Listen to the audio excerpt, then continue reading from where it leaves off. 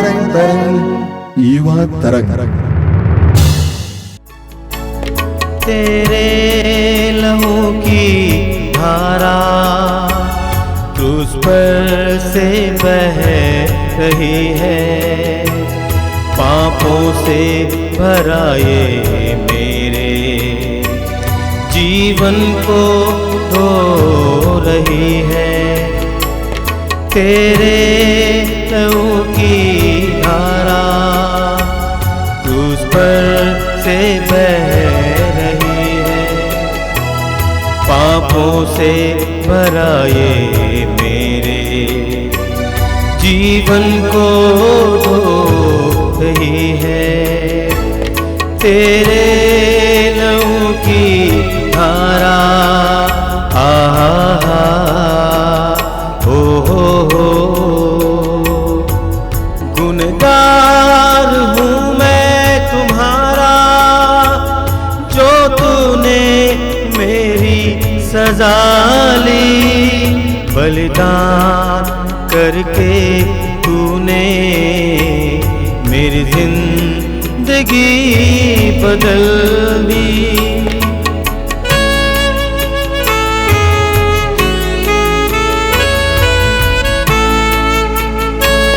गुनहगार हूँ मैं तुम्हारा, जो तूने मेरी सजा ली, बलिदान करके तूने मेरी जिंदगी बदल दी। तेरा प्यार कैसा अनोखा, हर पल मुझे बुलाए, मेरी जिंदगी की खातिर तेरी जान जा रही है। तेरे लहू की धारा आहा हो। है खून में तुम्हारे जीवन दिलाने की शक्ति, एक एक लहू के बूंद से पापों से मिलेगी मुक्ति। आप सभी युवा भाई बहनों को मैं इस युवा तरंग कार्यक्रम में स्वागत करता हूं। मेरा विश्वास है कि इस कार्यक्रम के जरिए आपको काफ़ी प्रेरणाएं मिल रही हैं। प्रभु आपको आशीष दे। हम इस चालीसा काल में हैं और इस चालीसा काल में जैसा कि आपको बार बार बताया जाता है, हमें थोड़ा कुछ और ज़्यादा प्रार्थना करनी है और प्रभु के वचनों को सुनना है और थोड़ा ज़्यादा अपने जीवन में परहेज इत्यादि लाना है, क्योंकि ये कृपा का समय है, आशीष इकट्ठा करने का समय है। मैं सोचता हूँ कि आप लोग ये ख्याल करते हैं और करते हैं। पवित्र वचन हमारे जीवन में दीपक की तरह है, जैसा कि स्तोत्र 119 वाक्य 105 में लिखा हुआ है। हमारी आंखों को ज्योति प्रदान करता है, हमारे पथ को आलोकित करता है। कभी कभी हमें पवित्र वचन पढ़ने के लिए समय नहीं मिलता है, लेकिन इस तरह के कार्यक्रमों के द्वारा हमें पवित्र वचन सुनने का मौका मिलता है। ग्रहण कीजिए, हृदय से ग्रहण कीजिए, प्रभु आपको आशीष देंगे। ख्रिस्त में मेरे प्यारे भाई और बहनों, और विशेष करके मेरे युवा साथियों, मैं आशा करता हूँ कि आप लोग सही सलामत है, अपने अपने जगह पर सब कुछ ठीक ठाक चल रहा है। प्रभु हम लोगों को और एक मौका दिया अपनी ज़िंदगी के बारे में मनन चिंतन करने के लिए। आइए हम अपने आप को देखें। हम सब जानते हैं कि अब हम लोग चालीसा काल में हैं। चालीसा काल जो है एक विश्वासी के लिए महत्वपूर्ण समय होता है। चालीसा काल जो है एक नई जिंदगी का शुरुआत करने का समय है। चालीसा काल जो है अपने जीवन शैली को बदल डालने का समय है। चालीसा काल जो है प्रार्थना में जीवन की शुरुआत करने का समय है। चालीसा काल जो है प्रभु के साथ हमारा जो रिश्ता है उसको मजबूत बनाने का समय है। चालीसा काल जो है अपने गंदी आदतों को, गंदी रिश्तों को जीवन से हटाने का समय है। मेरे प्यारे भाई और बहनों, आइए हम मनन चिंतन करते हैं कि नई जिंदगी के बारे में, फिर से कैसे एक सफल जिंदगी का शुरुआत करें, अच्छा जिंदगी का शुरुआत करें जिसमें खुशी हो, शांति हो, प्यार हो और सेटिस्फैक्शन हो।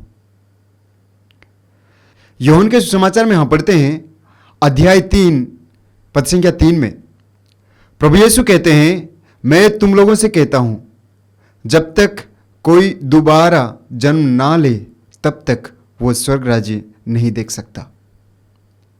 यह दोबारा जन्म लेने का मतलब क्या है? कुछ लोगों को समझ में नहीं आता, निकोदेमुस को भी समझ में नहीं आया। इसलिए निकोदेमुस ने यीशु से पूछा, इस बुढ़ापे समय में क्या माता के गर्भ में दोबारा प्रवेश कर जन्म ले सकते हैं? इस तरह का सवाल वो पूछता है। और प्रभु यीशु आगे कहते हैं कि जो जल और पवित्र आत्मा से जन्म ना ले वो स्वर्ग राज्य में प्रवेश नहीं कर सकता। यानी पवित्र आत्मा से जन्म लेना यानी प्रभु के साथ एक हो जाना, प्रभु के इच्छा के अनुसार जीवन बिताना, प्रभु को क्या प्रिय है, प्रभु की मर्जी क्या है, उसी के हिसाब से जीवन की अगुवाई करना। अगर वो नहीं होता तो स्वर्ग राज्य में प्रवेश नहीं कर पाते।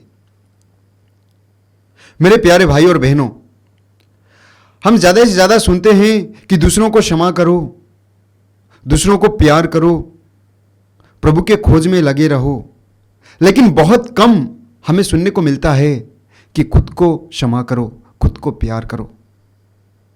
मुझे लगता है यह चालीसे का समय है, अपने आप को देखने का समय है।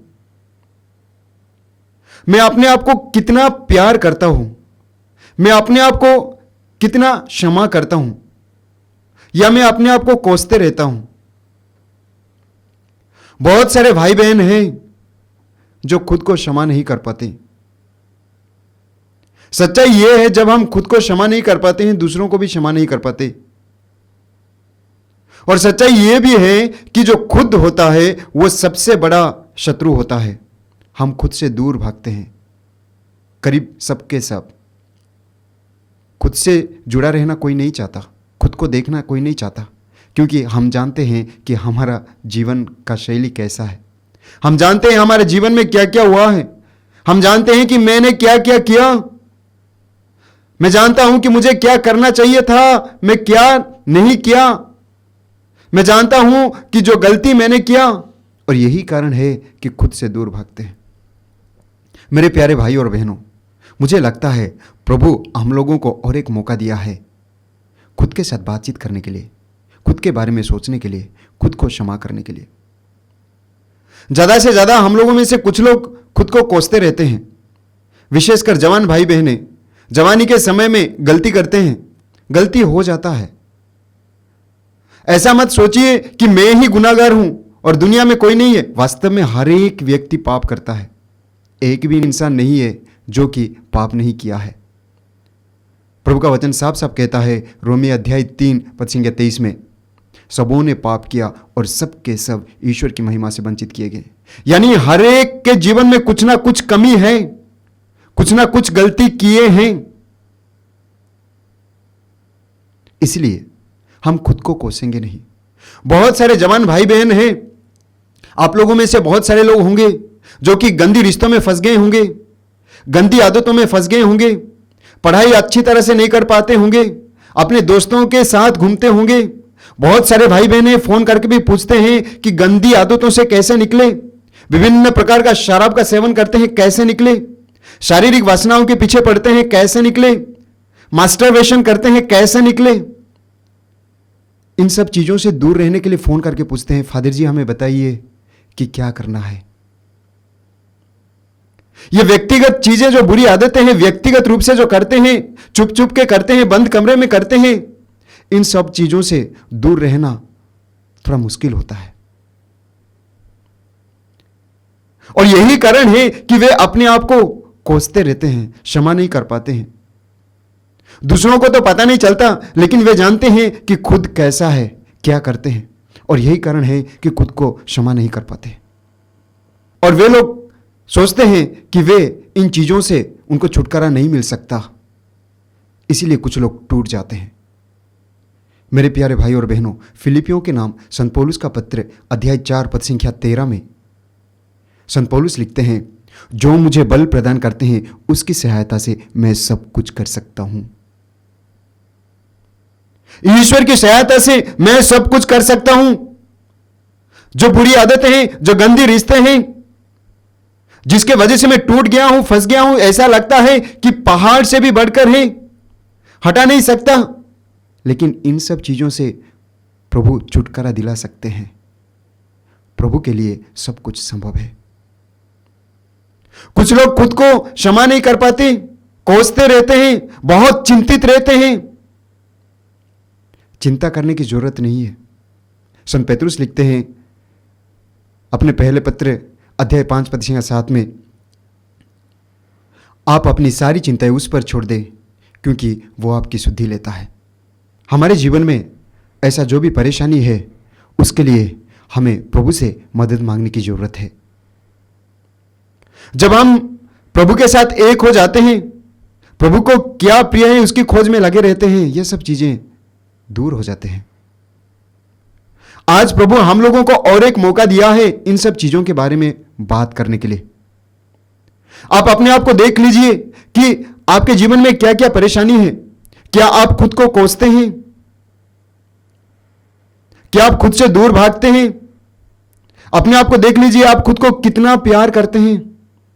ऐसे भाई बहन जो गंदी रिश्तों में फंस जाते हैं, गंदी आदतों में फंस जाते हैं, परेशान रहते हैं, खुद को प्यार नहीं कर पाते, खुद से दूर भागते हैं, ऐसे भाई बहनों के लिए प्रभु क्या कहते हैं?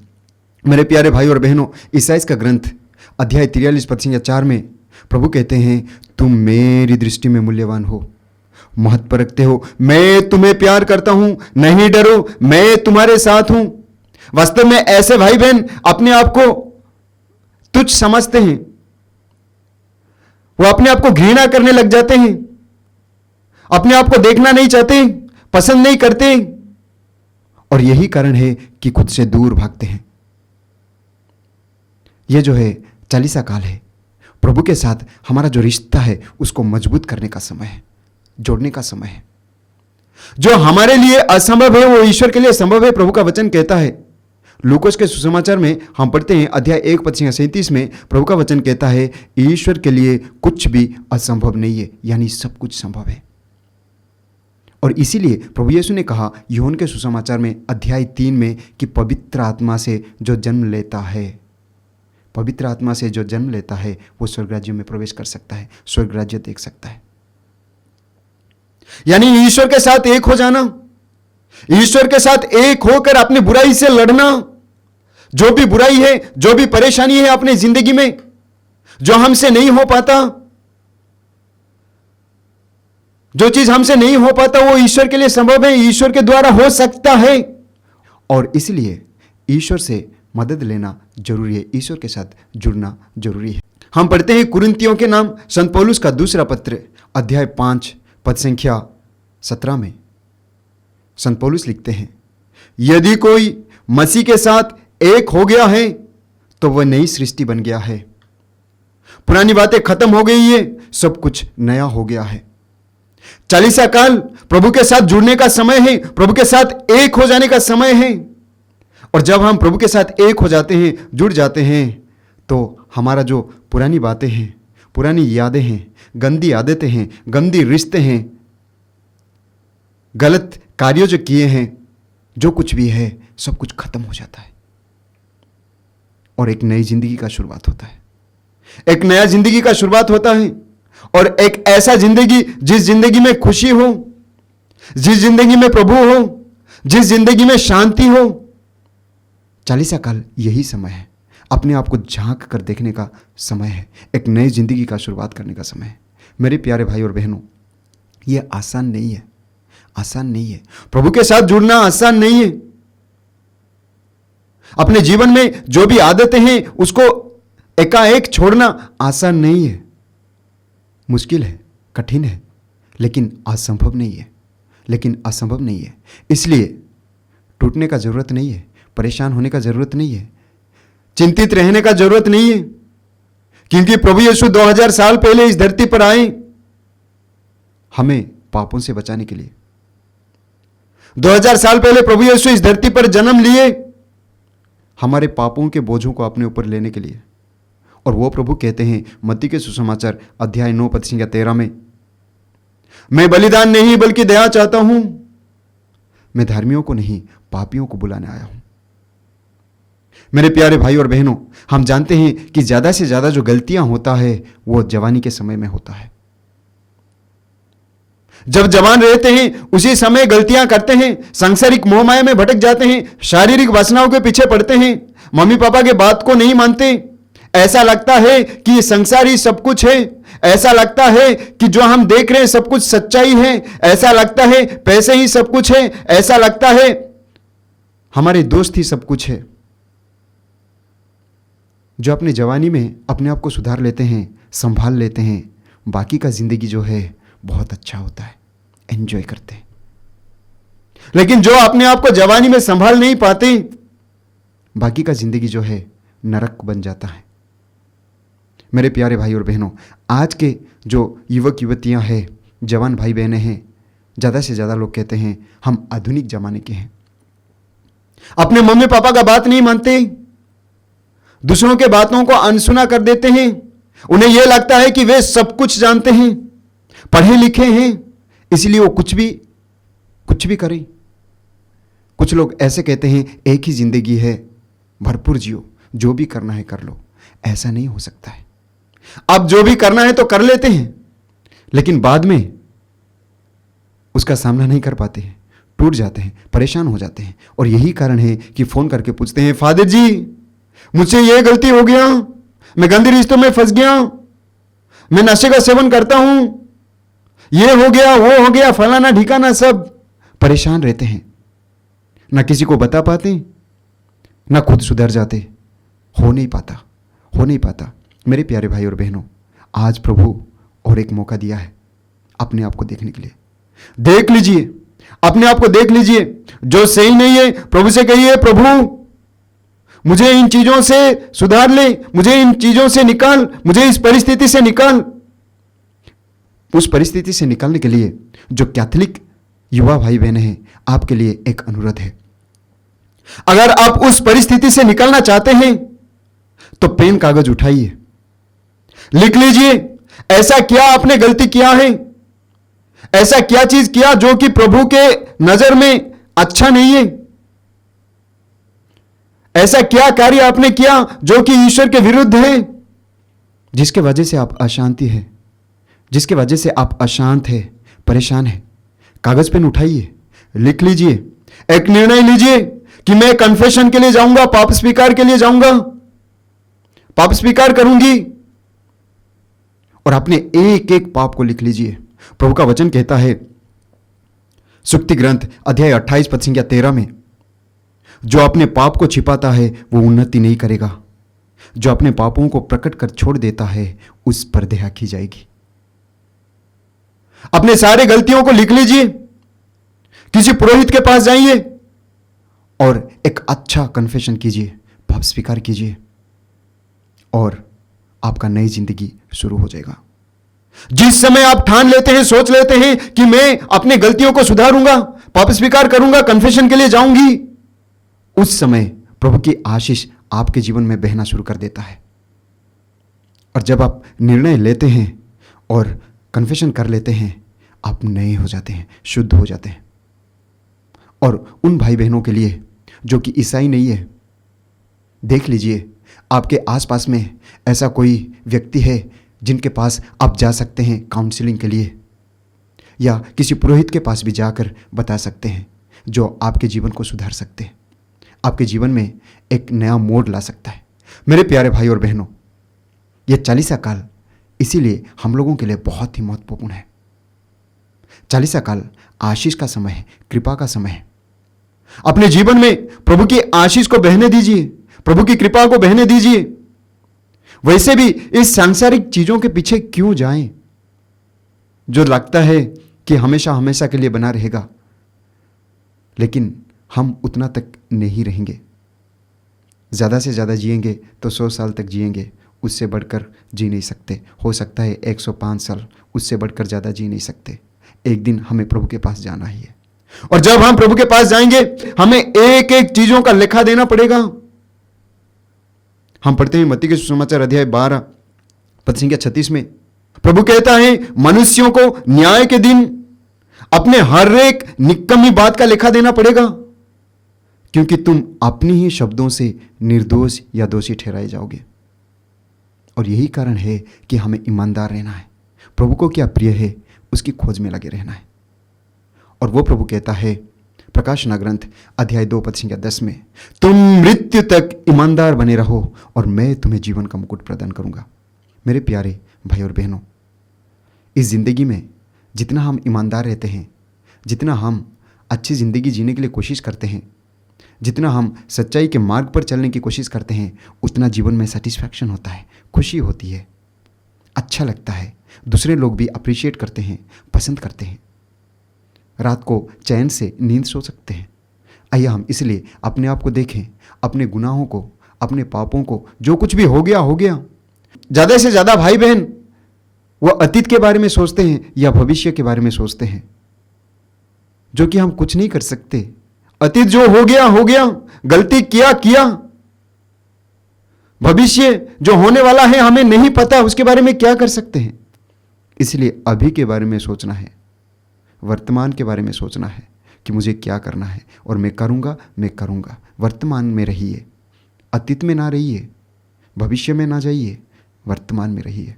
आइए हम वर्तमान में रहने के लिए कोशिश करें, प्रभु से आशीष मांगे, प्रभु से क्षमा मांगे कि प्रभु हमारा साथ दे एक अच्छा ज़िंदगी जीने के लिए, नई ज़िंदगी का शुरुआत करने के लिए, नया इंसान बनने के लिए, बुराई को छोड़कर अच्छाई के मार्ग पर चलने के लिए, ईश्वर के पुत्र पुत्रियां बनने के लिए प्रभु हमारी मदद करे। आमीन। आइए हम प्रार्थना करें।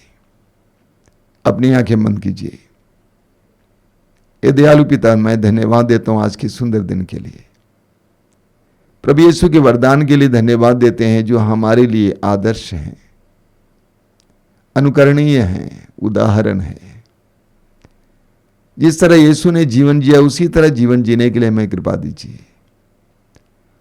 उन्होंने जो मूल्य अपनाए उसी तरह हमें भी ईश्वर के राज्य के मूल्यों को अपनाने के लिए कृपा दीजिए। संसार हमें भटकाता है, संसार हमें गलत नीतियां सिखाता है। ऐसे में तेरे पवित्र वचन में छिपे हुए रहस्यों को जानने और तेरे मूल्यों के अनुसार जीवन जीने के लिए हमें कृपा दीजिए। हे पिता, तेरे पुत्र यीशु के नाम पर मेरे इन सभी छोटे भाई बहनों को आशीर्वाद देना। उनके जीवन के संघर्ष में उनको साथ देने के लिए पवित्र आत्मा का सामर्थ्य देना। हमारी इस प्रार्थना को ग्रहण कर। सर्वशक्तिमान परमेश्वर, पिता, पुत्र और पवित्र आत्मा आप लोगों को आशीर्वाद प्रदान करें। आमीन। जय यीशु।